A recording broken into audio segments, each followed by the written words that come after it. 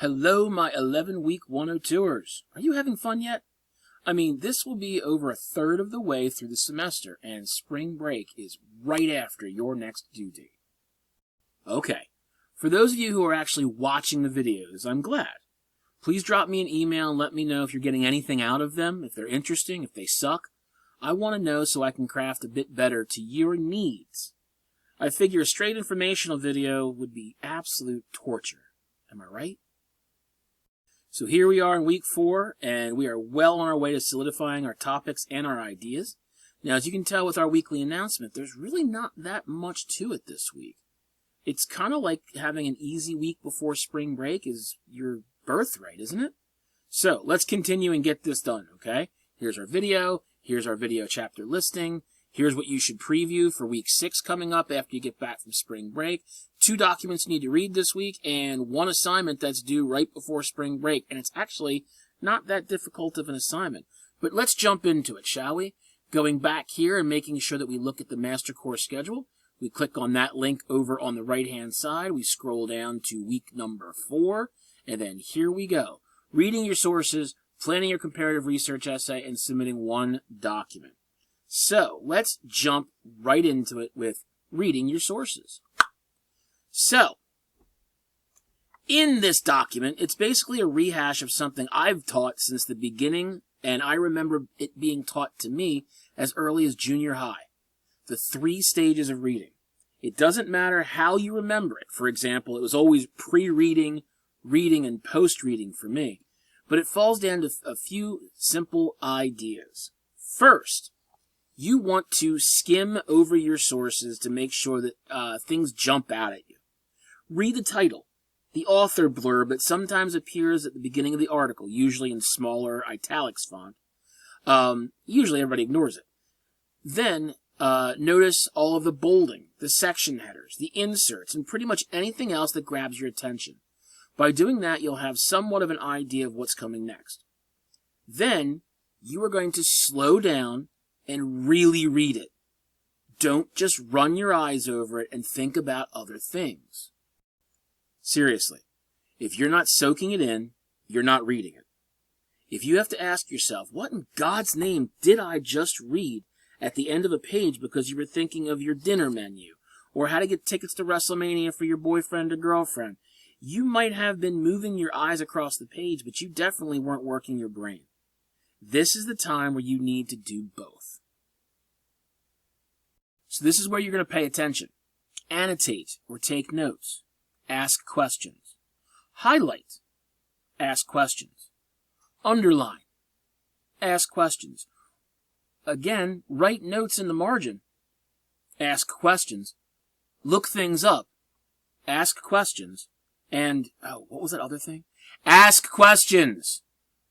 The more questions you can ask yourself, the more you will look up. The more you look up, the better you will understand things. The better you understand things, the more you will know what's on the page in front of you.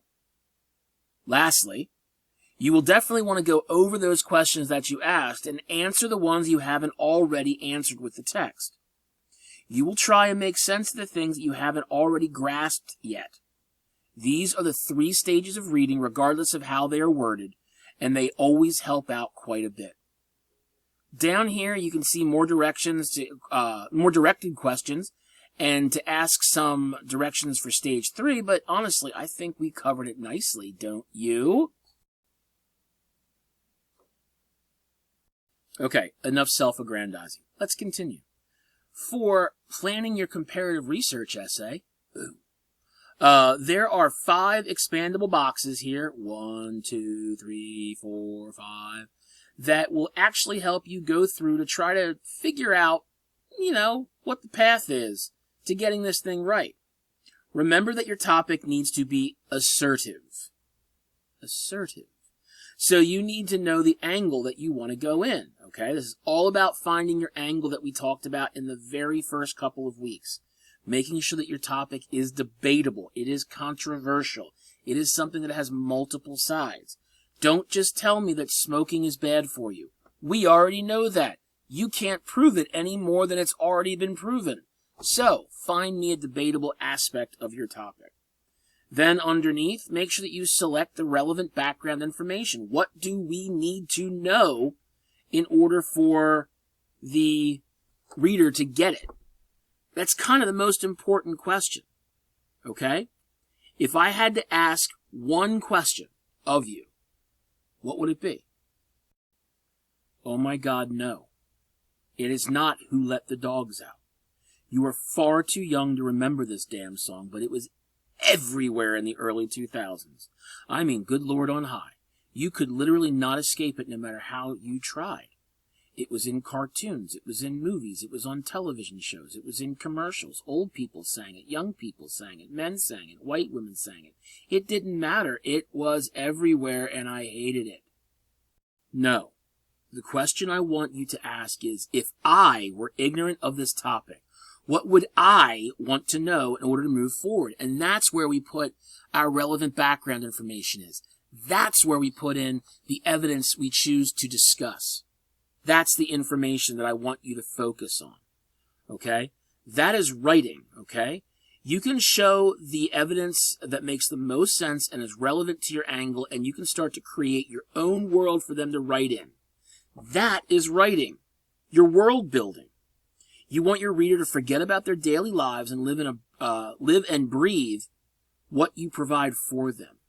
I know that sounds some creepy and narcissistic stuff to you, but think about the best books you've ever read.